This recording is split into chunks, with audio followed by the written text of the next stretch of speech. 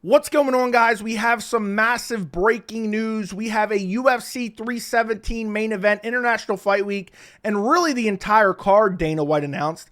We have a UFC 319 main event as well, which is a straight up banger. We also have a mega fight that is confirmed for 2025 by Dana White, which doesn't have a date or time yet. And also, we're going to check out this clip. But in the live stream that Dana White announced all this, he also hinted at what's going on with Jon Jones and Tom Aspinall. We're going to break it all down in this video. Let's jump right into it because there's a lot to discuss. UFC 317 International Fight Week, which goes down June 28th. The main event is Ilia Topuria versus Charles Oliveira. For you guys aren't going to believe this, the vacant lightweight title. Islam Makhachev is vacating his lightweight title and going up to challenge Jack Della Maddalena. Dana White also confirmed that. That is happening later this year. And there's one very interesting caveat on that I don't think a lot of people know just yet. And we're going to break that down in this video. And I think that is why Islam ultimately ended up vacating his lightweight title. Co-main event of UFC 317 is Alexandre Pantoja versus Kai Kara France for the flyweight title. Then we have the UFC 319 main event. It goes down August 16th in Chicago. We are getting Dricus Du Plessis versus Khamzat Chimaev for the middleweight title. Oh, man. Oh, I haven't felt this good since watching Bo Nickel quit against Rainer De Ritter. Oh, yes. Stop. Absolutely love this matchup. We're going to break this down as well. And to top it all off, you guys might not have heard about this sneaky good fight night. This main event was confirmed. Tapology hasn't updated yet. But we also have Derek Lewis versus Talison Teixeira for the UFC Nashville main event. Let me cut the act. I don't care about this fight night card. We're not going to be talking about that. Anyway, let's go back to UFC 317. A lot to digest here. Ilia Topuria versus Charles Oliveira for the vacant lightweight title. And I know a lot of people, let's not bury the lead here. I know there's going to be some people saying, Joey, what about that reporter? You were questioning his credibility. You were saying this, you were saying that. What about that guy? Let's talk about that right off jump. Here's a tweet that I posted immediately after the news. Congratulations to, and I said his name, for reporting this a month ago. He works for Topuria. I took it with a grain of salt because there was definitely some tough negotiations behind the scenes. But nonetheless, we have a UFC 317 main event, and I quoted him. Then I also said, nothing I said was wrong. This guy is an employee of Topuria, and this fight wasn't official until today after some tough negotiations. And if you watched the Ali Abdelaziz interview with MMA Junkie, which I may do a full dedicated video on, I haven't decided yet, and if I have time, there was a lot of negotiations going on behind the scenes. And my whole point, and I don't want to sit here and act like, oh, I was right, because granted, if it would have been for an interim lightweight title, I would have took the biggest victory lap, so I'll take the L on this one. But let's be honest. This guy was just reporting what Topuria was feeding him, okay? I was just pointing out the conflict of interest of being paid by the guy you're reporting on. That's all I was trying to say. And I do believe that Islam was not planning on vacating until yesterday. Up till 4 in the morning, apparently Ali Abdelaziz and Islam's other manager negotiating with the UFC. What do you think they were negotiating for? We're going to get to that in a second. Let's jump back over here. Let's start off talking about Ilia Topuria versus Charles Oliveira. This is a banger matchup. I absolutely love this fight. This is two of the elite. But I can't help but really think, and I know people are going to be really upset and say, Joey, is nothing ever good enough for you? Joey, why are you always complaining? Joey, why always the negativity? It feels like another fake-ass belt to me. I can't lie to you guys. I can't lie. I'm not going to sit here and lie to you. I like this fight. I think it's a good matchup. It feels like another fake-ass title. Ilia Topuria has one lightweight win. It's Jai Herbert. Charles Oliveira is on a one-fight win streak against Michael Chandler. Mr. Bummy, see you at the top. Mr. I got one dude on my mind. Mr. left his family in January of 2024 for a mythical fight at a mythical weight class. Oliveira's on a one-fight win streak. He's getting a title shot. I feel like this is two dudes who don't deserve a title shot. You can make the argument for Topuria with his featherweight resume. I understand Oliveira's a former champion, but it just feels like another fake belt. I tweeted that out, and somebody was like, well, I guess Volkanovski and Lopez fought for a fake belt as well. Yeah, they did. They did. And I know people are going to somewhat misunderstand me here, but man, does it suck that we're not getting Islam Makhachev versus Ilia Topuria. I know I complained about the way Topuria acted, and I said, why are people acting like he's earned his title shot beyond a shadow of a doubt when he has one title defense at featherweight? And I meant all that. That doesn't change the fact that Islam versus Topuria was the fight that I absolutely loved. I still love Islam Makhachev versus Jack Della Maddalena. But man, Islam versus Topuria is so much better than Topuria versus Oliveira. To be honest, I would have preferred Topuria versus Arman Tsarukyan. That's the fight to make. Arman's actually a true #1 contender who beat Charles Oliveira fair and square less than a year ago, or a little over a year ago. So while I don't want to sit here and just shit on this fight nonstop, it does feel like another fake title. I can't shake the feeling of the UFC slowly but surely becoming the WWE. Even though I do love this matchup, I'm happy at least it's happening relatively soon. It's happened a month from now. But it feels like it should have been for an interim title fight. What I feel should have happened is Islam Makhachev earned the opportunity to become simultaneously double champion, okay? Hold the lightweight title and hold the welterweight title at the same time, which he wanted to do, and Ali Abdelaziz alluded to it in the MMA Junkie interview. And basically, he still considers himself the lightweight champion, and technically he is the lightweight champion until these two step in the cage on June 28th. By the way, I know I'm jumping all over the place. The UFC's announcing a main event literally a month out. I mean, talk about fly-by-night company. But it is what it is. It's still a fun matchup. It's just, I don't know. It's feeling like it's getting extra bummy around here. Feel like it's getting real bummy. Arman Tsarukyan has earned himself a title shot. He got injured. Okay, Dana White's pissed because he got injured. He thinks he could have fought. Apparently, Arman didn't think he could fight. And now he's in the back of the line. Meanwhile, we got Oliveira who beat Michael Chandler, who's a literal scrub, bummy dude, who lost to Paddy Pimblett more violently than Charles Oliveira beat him. Paddy Pimblett's more deserving. I would have preferred Topuria Paddy for the vacant. But it would have been sick. Just hear me out. Even if you're an Islam hater, just hear me out. You let Islam keep the lightweight title and move up and fight Jack Della Maddalena for the welterweight title. You make Topuria versus Oliveira for the interim lightweight title.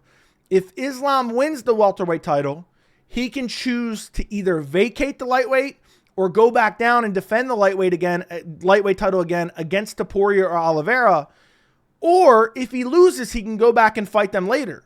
But now it's basically like we're shipping Islam off the welterweight and he's done at lightweight. Now we have no chance to ever see Islam Makhachev versus Ilia Topuria. And I know people, and Topuria is already pushing the narrative. We're going to look at a tweet from him in a second. Islam's ducking me, bro. Islam's running, bro. That's the dumbest narrative I've ever heard of.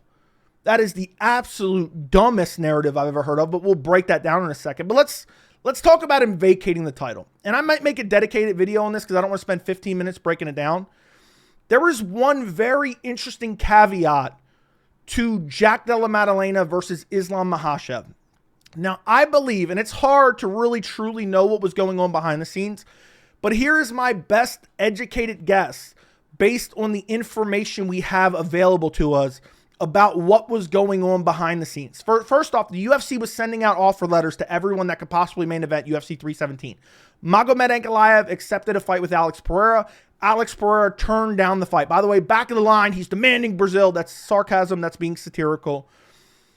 They also wanted Islam to fight Ilia Topuria at UFC 317.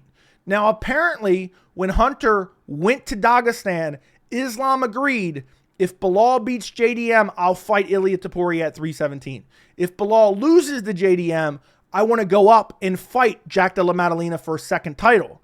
Now, where I think the fight or the negotiations kind of went more complicated than you think, and the reason it wasn't announced on Saturday, it should have been announced on Saturday instead of Tuesday now, is Islam, the point of contention, I believe, based on, all the information we have, Islam wanted to keep his lightweight title and go up and fight for the welterweight title and be able to throw both those belts over his shoulder, which he still plans on doing if he does beat JDM. But meanwhile, Ilia Topuria was refusing to fight unless it was for an undisputed title. So now the UFC is basically a month out from one of their biggest events of the year. Star number one is saying, I want to go up and fight for a second belt. Star number two is saying, I'm not fighting unless it's an undisputed title. So what they decided, and this could end up backfiring massively for a lot of people in a weird way, a lot of fans in a weird way. Islam said, okay, I want a guaranteed welterweight title shot this year. If Jack Della pulls out, he is stripped. He is vacating. So apparently, the way the UFC got Islam to vacate his lightweight title, they promised him no matter what, he is fighting for the real welterweight title. So if Jack Della Maddalena gets injured, Jack Della Maddalena can't fight this year for whatever reason. Now, we don't think that's going to happen. Hopefully that doesn't happen. Islam will fight somebody else for the welterweight title. Now, speaking of that, man, I would actually kill. I would kill to see Islam versus Shavkat Rakhmonov. Imagine if that got booked. But that was kind of the bargaining chip that the UFC used to get Islam to vacate his title. And Islam doesn't even consider that he actually vacated the title. You can listen to Ali Abdelaziz go through it in the MMA Junkie interview. But there was definitely some tough negotiations. But the UFC was between a rock and a hard place. Islam doesn't want to give up the belt. Topuria doesn't want to fight unless it's for the undisputed belt. Something's got to give. The UFC says, look, Islam, we promise you, no matter what, you're fighting for the welterweight title, whether JDM gets injured or what. And then they give Topuria a vacant, undisputed title shot against Charles Oliveira. Very weird situation. I do believe if anyone deserved the opportunity to be simultaneous double champ, it was Islam Makhachev. And I thought it could have played out a lot cooler because I would have loved to seen Islam go up, win or lose. Even if he won the title, come back down and fight Ilia Topuria if he beats Charles Oliveira. And you would have had that connection there, and it would have been a massive fight. Imagine this. Imagine this. Ilia beats Oliveira, becomes interim lightweight champion. In the meantime, Islam beats Jack Della Maddalena, becomes the welterweight champion, 2-division simultaneous champion, goes back down and fights Ilia Topuria at the end of this year or early next year. Imagine how ginormous that fight would have been. So I do think it is kind of shitty that Islam was forced to vacate. But, you know, it is what it is. I kind of get it. The UFC was between a rock and a hard place. They had to figure something out for International Fight Week. And this is what we ended up getting. And I don't think it's a horrible card. But I will say Topuria versus Oliveira is a far cry from Islam versus Topuria, which would have been the much better fight. And understand you can't have everything. Islam Makhachev versus Jack Della Maddalena is a banger fight. That's also confirmed. We do not know the date yet. Dana White confirmed that. That has definitely happened. I know I just kind of went through that. But it's very weird. There was definitely some very complicated and convoluted and tough negotiations going on behind the scenes with Islam in the UFC and with Topuria in the UFC. And I do believe ultimately Islam used his lightweight title as a bargaining chip. He's a very good negotiator. There's no doubt he secured a massive bag to fight JDM. Now, ultimately, if Bilal would have won, we would have got Islam versus Topuria at 317, which does kind of sting, man. That does kind of sting. Because even though I've complained about Topuria being a spoiled little brat, I would have still absolutely loved to see that matchup happen at UFC 317. Now, in terms of the overall fight, again, I feel like it's kind of a fake belt, but it's still a banger matchup. I still love Topuria versus Oliveira. And early prediction, I think Topuria gets it done. I really do. I just think we've seen, if you're not scared to go to the ground with Charles Oliveira, you have a good chance to beat him. And Topuria not only has amazing boxing, people forget this. I talked about it before the Bryce Mitchell fight a lot until people were blue in the face on the channel. Topuria before the UFC was primarily a grappler. He was a jiu-jitsu specialist. His boxing has evolved and it is amazing. And he has elite level boxing and amazing power. Looking at Charles Oliveira, he gets hit too much. Look how good Topuria's boxing is. Look what he did to Max Holloway. Made him run. Pointed to the center. Gave Max Holloway one chance to win that fight. And Max Holloway, as the BMF, ran away. Ran away from him. So I think Topuria's got a massive edge in this fight. I do wonder how the size is going to be put on for Topuria. But he's been planning on this for months. He's been planning on this since October. So it's going to be very interesting to see how he looks size-wise against Charles Oliveira, because when he fought Jai Herbert, he looked kind of undersized. He got rocked badly in that fight. He was able to survive. The only way I see Oliveira winning this fight, and I don't think this is a guaranteed win for Topuria, but the only way I see Oliveira winning this fight is clipping Topuria badly and then like latching up a super tight guillotine and submitting Ilia Topuria. And if Topuria loses, where does that put him? Because he's claiming Islam's running from him. Islam's ducking him. And then he would lose to Charles Oliveira, who Islam already dominated and finished. And by the way, I do understand Islam and his team's kind of sentiment. Look, if I beat Topuria, people are going to say, oh, I beat another featherweight. But if he beats Jack Della Maddalena, he's now the welterweight champion and a double champion. Jack Della Maddalena, no doubt about it, is a tougher stylistic matchup than Ilia Topuria because of the size alone. So that's a banger matchup. The other thing I want to cover, and this is a narrative that a lot of people are going to be talking about, is Ilia Topuria. On June 28th, another dream will come true. I'll become a champion of the lightweight division. Charles, my apologies in advance. I'm just fighting for my dreams. It's unfortunate that Makhachev ran away 17-0 with a rose. Boys, like, I don't want to spend too much time on this, but if Islam ran away to fight JDM and Islam vacated his title, that means Topuria ran away from the Volk rematch. He ducked Volk in a rematch that Volk had deserved because he was longtime featherweight champion. That means Topuria ducked Khamzat Chimaev. That means Topuria ducked Diego Lopez. That means Topuria ducked Jean Silva. That means he ducked all these contenders because he defended his title one time. So to act like Makhachev doing the exact same thing he did, but Makhachev has 4 title defenses compared to Topuria's 1, to call that some type of duck makes absolutely no sense. Makes absolutely no sense. To be honest, because Islam is pound for pound number 1, because he's on a long win streak, because he defended the belt so many times, he should have been able to keep his belt, and Topuria should have had to earn contender status by becoming interim lightweight champion. How does John Jones, and we're going to talk about John Jones, Tom Aspinall in a little bit, how does John Jones hold onto his belt for 2 years, fights one time, and he still has the belt, but Islam fought in January, late January, almost February, and has to give up his belt in May for Ilia Topuria to fight for undisputed gold against a guy who doesn't even deserve a title shot in Charles Oliveira? Please make it make sense. But again, if Islam's ducking Topuria to fight JDM, then that means Topuria's ducking Khamzat, the Volk rematch, Jean Silva, Diego Lopez, you name it. Okay? Ilia Topuria is ducking all those guys as well. Very quickly, we're going to talk about the co-main event as well as the rest of the card before we get to UFC 319. We have a lot to discuss. Co-main event, Alessandro Pantoja versus Kai Kara France. You know, I know people are going to shit on it. Oh, it's a flyweight title fight. I actually like the fight quite a bit. I think it's a great stylistic matchup. Kai Kara France, amazing striking, excellent takedown defense. And honestly, I'm not going to talk about this fight for too long, but I think Kai Kara France might be the guy to beat Pantoja. Pantoja's been on top for a while. He's taken a lot of damage. He's been in a lot of wars. I know he looked better than ever in his last fight against the guy whose name I cannot remember. They signed him for one fight, gave him an undeserved title shot from Ryzen, I believe, or one championship. I can't even remember right now. I cannot remember his name. But anyway, I know he didn't take much damage in that fight. I know he looked amazing.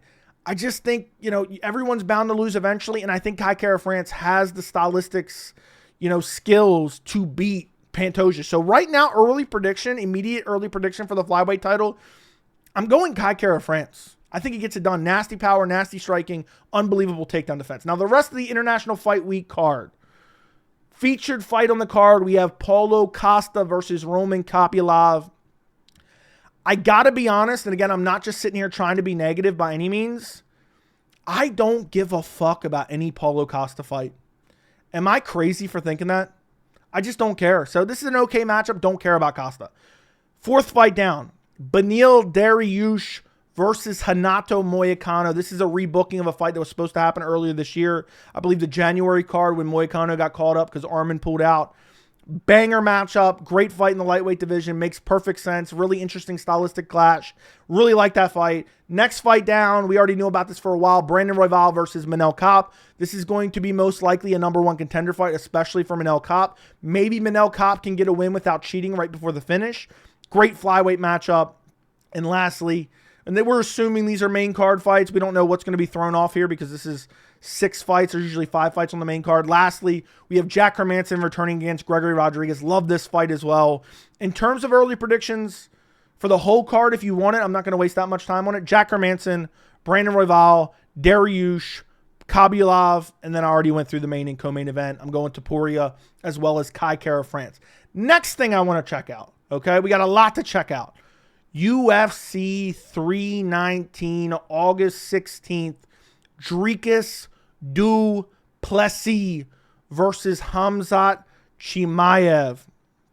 Man, this is a banger, boys. For the middleweight title. I've been waiting for this fight for so long. Look at that beard, man. Look at that beard on Chimaev. I mean, that's a great beard. Imagine having that type of beard. That's a true alpha male beard, okay? That's a true alpha male beard around here. This is an amazing fight. I'm going to be honest. I've kind of been down on the UFC, and I feel like the UFC is going down a slippery slope, a shit fight, an undeserved title fight, and shit fight, and shitty Apex card, and shitty Fight Night cards, and this makes no sense, and that makes no sense. For once, I feel a little bit of hope, guys. For once, I'm so excited. I have no complaints. Dricus Du Plessis, Khamzat Chimaev for the middleweight title, August 16th in Chicago, injected into my veins. Part of me is thinking about going to this event. Part of me is really thinking about it because this is a fight I can't wait for. I guess that solves the myth whether or not Khamzat can get into America. I don't know if Dana White UFC pulled some strings, but this is a banger matchup. Undefeated Khamzat Chimaev taking on Dricus Du Plessis, who's on a crazy run, on a crazy win streak, coming off the absolute decimation of Sean Strickland in the rematch. Beta boy, soy boy, Sean Strickland in the rematch, broke his nose, but that was after he didn't fight for 3 rounds. Khamzat's not going to go out there and not fight. Khamzat's going to go out there and try to take the fight to Dricus Du Plessis. And I got to be honest, I wanted this fight so bad, I thought it may never happen. If you've been a fan over the years, every time there's a fight, you can just taste it. Whether it be in GSP Anderson Silva or a John Jones Anderson Silva, or Ronda Rousey versus Cyborg, or more recently Jones versus Aspinall, or Islam versus Topuria. It just seems like it never happens. I wanted Dricus Du Plessis versus Khamzat Chimaev for the middleweight title so badly. It just felt like it never was going to happen. I thought for sure Khamzat's getting the next title fight after he went out there and victimized Robert Whittaker in Abu Dhabi last year. But instead, it goes to Sean Strickland, who goes out there, refuses to fight, loses a 5-0 decision, and then Dana White goes to the post-fight presser and compliments Sean Strickland more than he does Dricus Du Plessis. It just felt like it was never going to happen. But it is finally happening. And what an amazing matchup this is. Dricus is so wonky and awkward. Dricus is so physically imposing. His striking is getting better every single fight. Put on a masterclass striking against Sean Strickland in his last fight. He's shown 5-round cardio. But Khamzat goes out there and bulldozes guys. And people keep questioning Khamzat's cardio. It's a myth, boys. It really is a myth. I'm telling you. The way he fights, I don't feel like you can truly gauge 5-round cardio in 3-round fights. To a certain extent, you can. But not the way Khamzat fights, because he empties his gas tank because he knows it's 3 rounds. Now, if somebody fights and they gas out in the first round, Gregory Rodriguez, Jarrett Cannonier, you gas out in the first round and it's not even a crazy high output, okay, you can judge their cardio. Khamzat goes out there to absolutely kill from start to finish. And even in the fights that he was gassing out, he still won the 3rd round against Gilbert Burns. People forget about that. So I think that the gas tank thing is a bit of a myth for Khamzat. But, man, I'm very curious how this fight plays out, because the way I see it, and I know I said after Dricus beat Adesanya, I know I said I was never picking against him again. And I didn't pick him. I didn't pick against him against Sean Strickland. I knew he'd win that fight. I picked him in both Sean Strickland fights. I think Khamzat's going to bust all through him. I said it about Robert Whittaker. I really think Khamzat's going to run through him. I think the lead up to this fight's going to be incredible. I think this is going to be one of the biggest fights of the year. But ultimately, I think Khamzat runs through him. Just look back, and I know Dricus has improved. Look back at the way Brunson was just bodying him in the wrestling until Brunson got tired. Look at the way Whittaker took him down early in their fight. Khamzat doesn't even need a well-timed shot. He just needs to touch you, and he will ragdoll you to the ground. He didn't even have good shots on Kamaru Usman and was ragdolling Kamaru Usman to the ground and took his back. And I'll tell you this, Dricus Du Plessis, that awkward, wonky striking style. Khamzat has better striking, more technical striking. But Dricus is improving.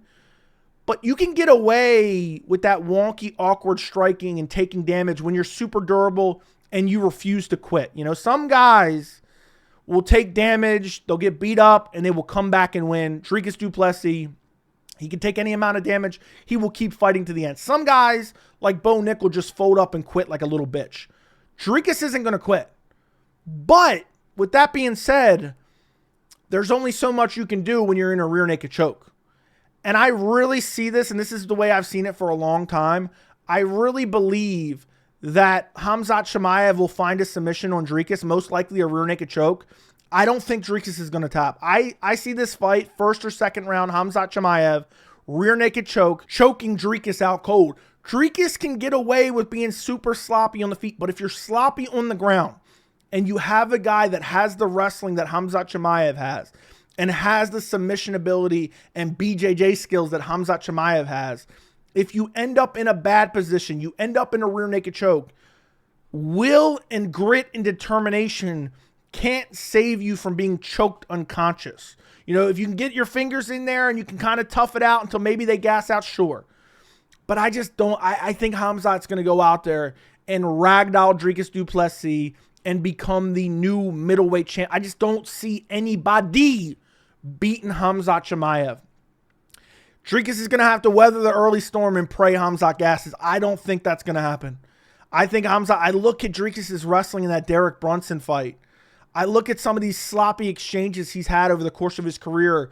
You know, look back at the Brad Tavares fight when he's trying to throw Brad Tavares and it looks sloppy as hell and he's ending up on his back. You do that against a guy like Khamzat Chimaev, and granted, Du Plessis has improved massively, but you do that against a guy like Khamzat Chimaev, you're going to end up getting submitted. So I think Khamzat runs through him. I know that sounds crazy, but I still can't wait for it because Dricus ain't going to quit. Khamzat isn't going to quit. Both these guys you see right here are coming to fight to the death. That's just facts. That's just absolute facts. So I cannot wait for this matchup. This has reinvigorated my fandom. It sucks that it's so far away, though. It's 3 months. I guess time will fly by. But it's 3 months away. I wish it was sooner. I wish it was International Fight Week. I was hoping the UFC was somehow going to surprise us and, you know, announce this for International Fight Week, even though Dana had already confirmed that most likely it wasn't going to be. But love the fight. Can't wait for this matchup. I'm going Khamzat Chimaev. I don't think there's anything else I need to say about this fight. I'll break it down when we get closer. Maybe do a stream after I post this video. We'll see just yet. The last thing I want to show you guys, save this for last. This is Dana doing the stream where he announced all the recent fights. We have him asked about Jon Jones versus Tom Aspinall. Listen to this. Tom Aspinall, I didn't read it. I told you guys already. We'll get Aspinall versus Jones done. Jon Jones versus the heavyweight fight will happen. Just relax. Did he just forget Tom Aspinall's name? Listen to this. Did he just forget Tom Aspinall's name? But either way, he's reassuring us that the fight's going to happen. But did he forget Tom Aspinall's name? Listen to this. Heavyweight fight will happen. Just relax. I'll announce that soon. Tom Aspinall, I didn't read it. I told you guys already. We'll get Aspinall versus... It restarted, sorry. So he's saying his name. But then there's an edit where he's asked about it again. Listen to this. Jones done. Jon Jones versus... the heavyweight fight will happen. Just relax. I'll announce that soon. So there you go. It seemed like he forgot his name for a second, but he says he'll announce that soon. Now, every time we hear from Tom Aspinall, he's saying, I'm meeting with the UFC, I'm meeting with the UFC, I'm meeting with the UFC. I believe if Jon Jones versus Tom Aspinall does happen, I still think it's 50-50. Unfortunately, we're going to have to wait till November in Madison Square Garden, which is super unfortunate. That's so far away. But I think Jon Jones is dictating when that fight is going to happen. Dana White sees all them dollar signs. He wants that fight to happen. And I think it's probably going to happen in November if it ultimately does happen. But at least it's still good that Dana White's saying it's going to happen. I'm going to announce it soon. Honestly, if he would have topped off this announcement with Jon Jones versus Tom Aspinall is happening and would have announced the time and date, even if he would have said, look, it's official, it's happening in November, here's the number of card, whatever number it's going to be, this would have been the craziest announcements or series of announcements ever from Dana White. But at least he gave us a subtle hint. The last thing I want to talk about really briefly, because it's not official yet, JDM versus Islam Makhachev is going to be a banger. Absolute banger. JDM said he may come back September, October. If I had to guess, it's probably not going to happen till like December, I feel like, which sucks because now Islam's going to be out almost the entirety of the year waiting for a Jack Della Maddalena fight. And I think the UFC is planning on that because, again, they told Islam if JDM pulls out, we're going to strip him and you're going to fight for the vacant title against whoever, which would still be insane. Imagine Islam versus Shavkat. So it's a very interesting situation at welterweight right now. And I can't wait to see how this plays out. But JDM did say he could potentially fight in September. Also, apparently Alex Pereira turned down June as well as August, according to Ali Abdelaziz, but also Ariel's kind of reported on it as well.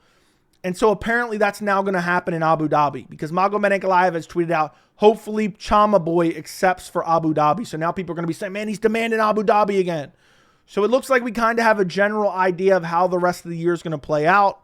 Looking forward to UFC 317. Looking forward to UFC 319. That is the one I can't wait for. Dricus Du Plessis, Khamzat Chimaev. Let me know what you guys think about all this down in the comments. Don't forget to like the video, subscribe to the channel, and thank you so much for watching.